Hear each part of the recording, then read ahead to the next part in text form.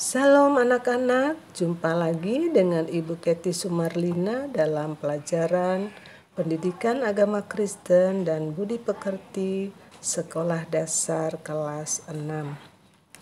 Baik anak-anak, sebelum belajar kita berdoa terlebih dahulu. Tuhan Yesus, terima kasih Engkau sudah memberkati kami dengan berlimpah-limpah. Engkau memberikan kami kesehatan, orang tua yang mengasihi kami, teman-teman dan juga guru kami. Ya Tuhan, berkatilah mereka. Sebentar kami akan belajar, Tuhan berkati kami. Dalam nama Tuhan Yesus kami berdoa. Amin. Baiklah, materi kita adalah unsur ibadah bangsa Israel. Dengan tujuan belajarnya ada 4. Yang pertama, memuji Tuhan pencipta alam. Yang kedua, memuji Tuhan dengan puji-pujian syukur. Yang ketiga, menjelaskan unsur-unsur ibadah bangsa Israel. Kemudian yang keempat adalah senang memuji Tuhan. Oke, kita lanjutkan belajarnya ya. Unsur ibadah bangsa Israel. Yang pertama adalah musik. Nah, Kitab Kejadian pasal 4 ayat 21 menjelaskan bahwa ada alat-alat musik yang digunakan di dalam ibadah yang mengiringi puji-pujian, yang mengiringi lagu ya, syair. Jadi syair dinyanyikan dengan menggunakan alat musik. Alat musik yang pertama yaitu alat musik bertali. Contohnya kecapi, rebab, kemudian gambus ya. Kemudian ada juga alat musik tiup yaitu sangkakala yang terbuat dari tanduk kambing dan seruling. Kemudian ada alat musik pukul yaitu kerincingan, rebana, dan banyak lagi yang lainnya ya. Nah, alat-alat musik ini digunakan pada masa lama, pada masa dulu ya. Namun terus berkembang alat musik yang digunakan dalam ibadah. Seperti saat ini kita alat musik pukul misalnya drum, alat musik tiup misalnya saksofon dan lain-lain.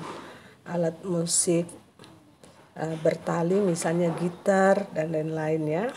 Bahkan bertambah menjadi alat musik seperti organ, keyboard, ya, piano, nah, semuanya untuk memuji Tuhan. Kemudian unsur yang kedua adalah doa. Dalam ibadah, doa merupakan hal yang sangat penting. Nah, kemudian dalam ibadah pada masa PL itu, para imam menggunakan buku Mazmur ya. Nah, buku ini fungsinya membantu penyembah menaikkan doa. Jadi Mazmur atau ini dinyanyikan dengan bernyanyi gitu ya. Tulisan-tulisan yang tertulis dilagukan begitu ya. Jadi juga merupakan ungkapan doa. Nah, doa dilakukan dengan sikap rasa syukur ya atas pemeliharaan Tuhan, atas kehidupan yang Tuhan berikan. Kemudian dilakukan dengan kusuk atau penuh hikmat pengagungan kepada Tuhan. Jadi suasananya begitu hening ya, begitu kusuk, begitu penuh hormat. Yang berikutnya adalah yang ketiga unsur ibadahnya adalah pembacaan firman. Nah, para imam membacakan atau menasehati, mengingatkan jemaat dengan membacakan kitab Taurat atau Torah. Kitab Taurat itu ada 5 kitab pertama ya, atau kitab Musa, 5 kitab pertama, Kejadian, Keluaran, Imamat, Bilangan, Ulangan. juga dibacakan kitab nabi-nabi. Nah, intinya yang pertama, inti pemberitaan firman itu yang pertama adalah manusia sejahtera dalam melakukan kehendak Allah. Jadi ditekankan bahwa melakukan semua perintah Tuhan itu akan mendatangkan kesejahteraan. Yang kedua, manusia diciptakan untuk menjadi milik sesama dan untuk menjadi milik Tuhan. Jadi manusia itu diciptakan bukan hanya untuk diri sendiri. Manusia akan menjadi sejahtera, damai jika dia berarti gitu ya, bermanfaat, berguna bagi sesama, terlebih bagi Tuhan. Oke, kita lanjutkan dengan sebab yang berikutnya, yaitu ibadah sebagai respon manusia kepada Tuhan Allah. Anak-anak, apakah kamu pernah merasakan kebaikan Allah? Pasti pernah ya. Contohnya hari ini kita masih hidup itu karena kita menerima kebaikan Tuhan. Hidup itu sangat berarti karena dengan hidup kita bisa merasakan kasih orang tua, kita bisa menikmati segala ciptaan Tuhan ya. Jadi sangat berharga. Nah, setiap kita yang sudah menerima kebaikan Tuhan, menerima kemurahan Tuhan melalui keluarga kita, ayah ibu kita tentu saja harus berterima kasih kepada pemberi kehidupan itu, yaitu Tuhan Allah. Nah, bagaimana sikap di dalam menghargai atau meresponi kebaikan Allah itu? Bangsa Israel melakukannya dengan beribadah. Jadi kita atau manusia beribadah itu dengan menunjukkan respon atau menanggapi kebaikan Tuhan itu dengan cara beribadah. Nah, pada waktu itu mereka memberikan persembahan kurban. Jadi tujuannya mereka ingin menciptakan bangsa yang menaati Allah. Demikian juga dengan kita pada saat ini, bahwa kita beribadah karena kita meresponi, mensyukuri, menanggapi kebaikan Tuhan ya, yang kita tunjukkan dengan ketaatan melakukan firman Tuhan. Beberapa contoh meresponi kebaikan Allah, yang pertama adalah dengan bernyanyi, berdoa. Nah, berdoa dan bernyanyi itu kita sampaikan kepada Tuhan sebagai ungkapan syukur, sebagai bukti kebergantungan kita kepada Tuhan, sebagai ungkapan betapa banyaknya kebaikan Tuhan yang sudah kita terima. Yang kedua, membaca dan melakukan firman Tuhan. Nah, anak-anak lihat, jika kita sudah menerima kebaikan Tuhan, maka kita harus beribadah dengan membaca firman Tuhan, terlebih melakukannya. Jadi kita harus setiap hari membaca firman Tuhan untuk mengerti kehendak Tuhan, membacanya lalu melakukannya ya. Yang ketiga, mempersembahkan yang terbaik bagi Tuhan. Nah, ada beberapa bentuk persembahan kepada Tuhan. Yang harus kita berikan itu adalah yang terbaik. Misalnya kita diberikan harta benda, berkat oleh Tuhan, maka dari antara harta benda itu kita berikan yang terbaik. Ya. Nah,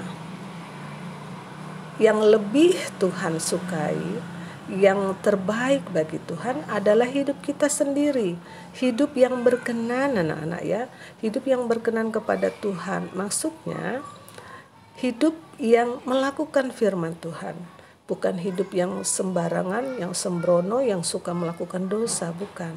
Tetapi persembahan yang terbaik pada Tuhan adalah mempersembahkan hidup kita yang berkenan kepada Tuhan. Kemudian yang keempat, menjadi saksi dalam perbuatan, perkataan, pikiran. Jadi berbicara yang baik ya, yang benar. Melakukan perbuatan juga yang benar. Kita bekerja dengan tangan kita, dengan hidup kita, lakukan sesuai firman Tuhan. Belajar yang benar, yang sungguh. Nah, itu namanya menjadi saksi ya. Kemudian berpikir, pikirannya juga harus pikiran yang sesuai firman Tuhan. Pikiran yang benar, yang dalam jalurnya firman Tuhan.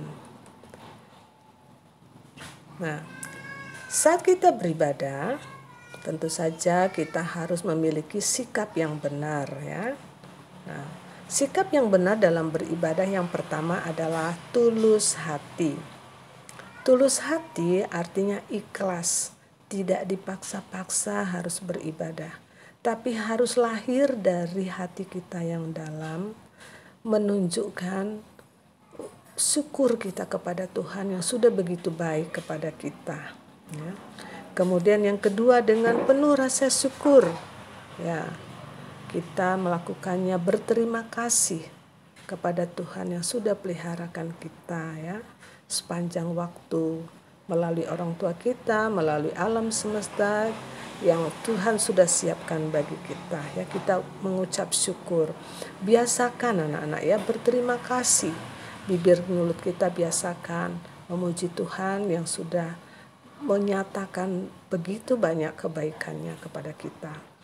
Yang ketiga, sikap yang benar adalah percaya atau beriman. Saat kita berdoa, saat kita melakukan sesuatu, saat kita berbicara, kita harus percaya bahwa semuanya itu diperhatikan oleh Tuhan.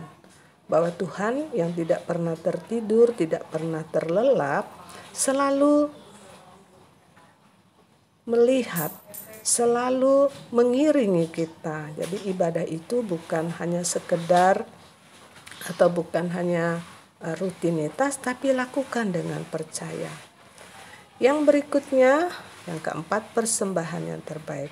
Saat kita beribadah, berikan persembahan yang terbaik. Tadi yang Ibu sudah jelaskan, yang terbaik adalah hidup kita. Jadi kesimpulannya, Allah menghendaki manusia untuk beribadah hanya kepada Allah ya, hanya kepada Tuhan, bukan kepada patung dan lain sebagainya. Lalu tugas kita adalah memuji dan menyembah dan melayani Tuhan. Beribadah kepada Tuhan lakukanlah dengan segenap hati, segenap kekuatan dan akal budi kita. Tugas belajarnya, anak-anak perhatikan baik-baik. Kerjakan kegiatan belajar pada buku paket ya, halaman 7. Nomor 1 dan 2. Kemudian yang kedua, buat puisi yang mengagungkan nama Allah di buku paket halaman 8. Lalu foto dan kirimkan ke WA Ibu. Demikianlah pelajaran kita hari ini.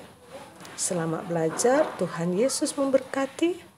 Ingat anak-anak ya, tetap semangat, tetap berdoa, tetap gembira. Baca Alkitabnya dan lakukan. Tuh. Jangan lupa juga menaati orang tua. Baik anak-anak semua, selamat belajar. Sampai jumpa.